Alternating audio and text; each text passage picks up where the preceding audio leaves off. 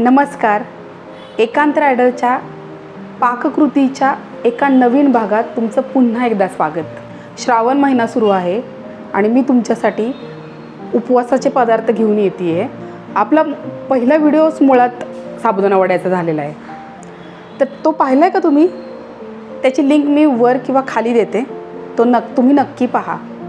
श्रावण महिन्यात खूप उपवास असतात.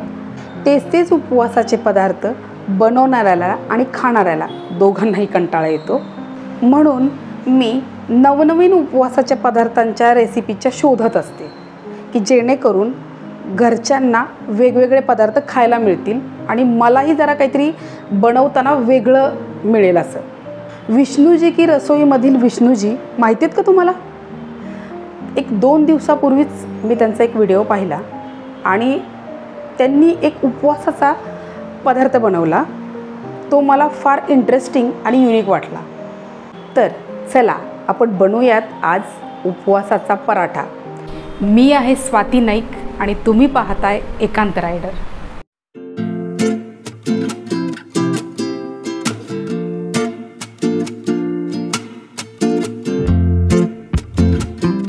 जसं आपण पराठ्यासाठी कणिक भिजवतो तसंच याच्यासाठी उपवासाची भाजणी किंवा हे मी राजगिऱ्याचं पीठ घेतलं आहे.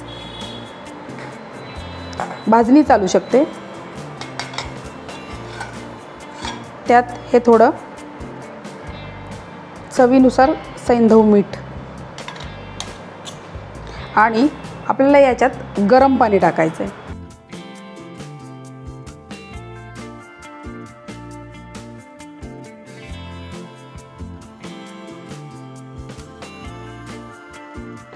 गरम पाण्यामुळं हे पीठ थोडं चिकट होतं.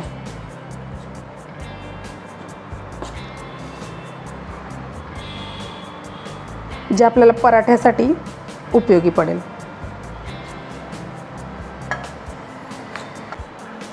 हा मऊसर कणिक भिजवून घेऊयात. त्याच्या ज्या गाठी असतील त्या फोडून घेऊयात. ही अशी कणिक आपण मळून घेऊयात. छान मऊ मळून घ्यायची. हे बघा असं छान मळून घेतलं आहे आणि आपण याला जरा थोडा तुपाचा हात लावू.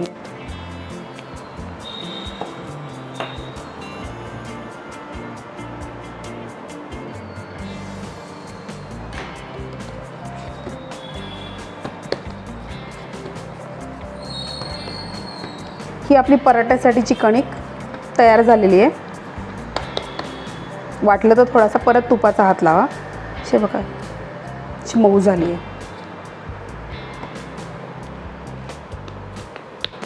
गोळा बनवून ठेवून द्या. आता आपण पराठ्याला लागणाऱ्या सारणासाठी जी सामग्री लागणार आहे ते पाहूयात. त्यासाठी मी हे 3 उकडलेले बटाटे घेतलेत. यातील दाण्याचं कूट 1-2 चमचे दाण्याचं कूट घेईल. थोडी कोथिंबीर. आता याच्यात आपल्याला मिरचीही लागते, तर तुम्ही मिरचीचे कापही घेऊ शकता, पण माझ्याकडे 2 लहान मुलं आहेत त्यामुळे मी मिरची बारीक करून घेतली आहे. तर ती अंदाजे तुमच्या चवीनुसार घ्या. तिखट जसं हवं असेल 1 चमचा किंवा 2 चमचे. हे सैंधव मीठ तेही चवीनुसार आणि थोडंसं चवीसाठी लिंबाचा रस. सर्वप्रथम आपण बटाटे घेऊयात, ते स्मॅश करून घेऊयात.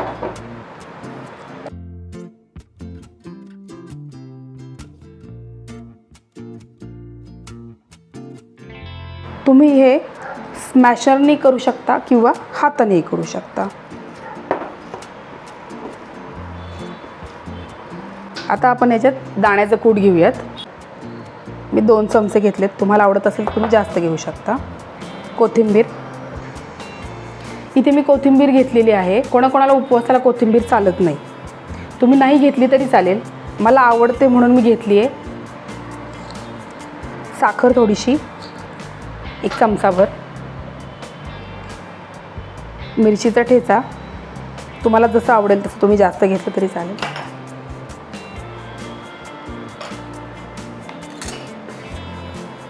मीठ चवीनुसार.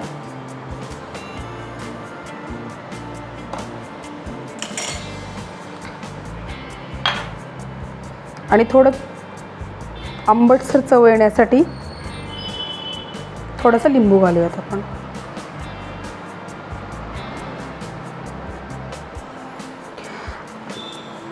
आता मी हे छान एकजीव करून घेतलेलं आहे.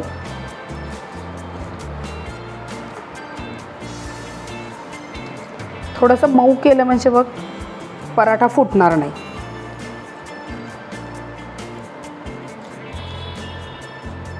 तुम्ही या पराठ्याबरोबर दही खाऊ शकता, छुंदा खाऊ शकता आणि ठेचाही खाऊ शकता. तुम्ही माझ्या उपवासाच्या थालीपीठाचा व्हिडिओ पाहिला आहे का? त्या व्हिडिओमध्ये मी उपवासाच्या ठेच्याची रेसिपी दाखवली आहे. तो व्हिडिओ तुम्ही पाहिलात का? असेल पाहिला तर त्याची लिंक मी वर किंवा खाली देते, तुम्ही नक्की पहा. मात्र आज या पराठ्याबरोबर मी बनवणार आहे उपवासाची खोबऱ्याची चटणी. तर त्याला काय काय सामग्री लागते हे मी तुम्हाला चटकन दाखवते. चटणीसाठी आपल्याला लागणार आहे खोबरं 1 वाटीभर म्हणजे अर्धा नारळ आहे, थोडं आलं, 1 चमचाभर मिरची, थोडीशी चवीनुसार साखर, चवीनुसार मीठ आणि 2 चमचे दही. हे सगळे घटक मिक्सरमध्ये एकजीव करून घेऊयात. हे बघा, ही आपली पराठ्याबरोबरची चटणी तयार आहे. ही छान बारीक करून घ्या. यात थोडंसं पाणी ॲड करा. थोडीशी पातळ घेतली म्हणजे पराठ्याबरोबर खायला चांगली वाटते. चला तर आपण पराठा बनवायला सुरुवात करूया. एक साधारण एवढा गोळा घ्यायचा. आपण पुरणात कसं भरतो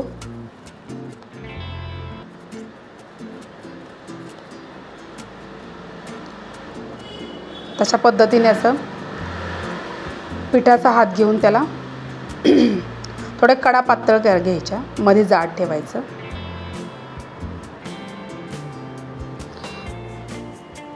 आणि एक साधारण एवढा थोडा बटाट्याचा गोळा घ्यायचा एवढा आणि परत त्याचा हलक्या हाताने हे बंद करायचं.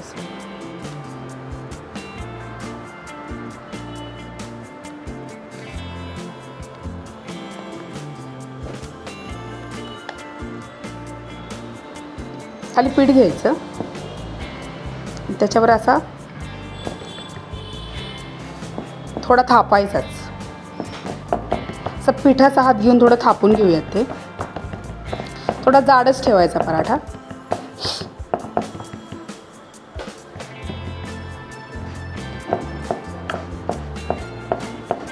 आपला पराठा थापून तयार आहे. आता पराठा आपण भाजून घेऊयात.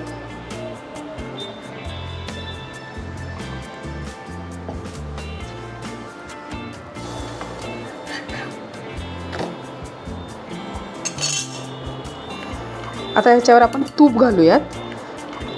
आपण तूप घालूयात.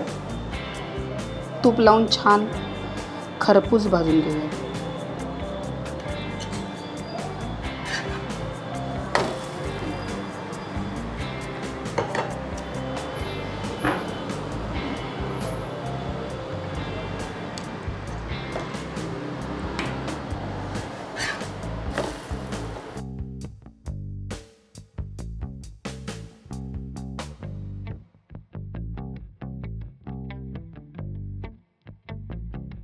आता आपण हा पराठा छान सर्व करून घेऊयात. आणि टेस्टिंगसाठी माझ्याबरोबर हे 2 माझे चिमुकले आहेत.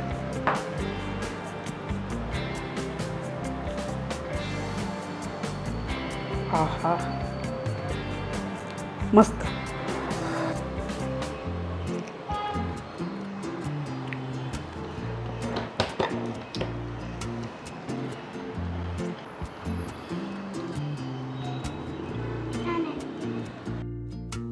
आता भेटूयात पुढच्या बुधवारी एका नवीन खाद्यपदार्थाच्या रेसिपीसोबत.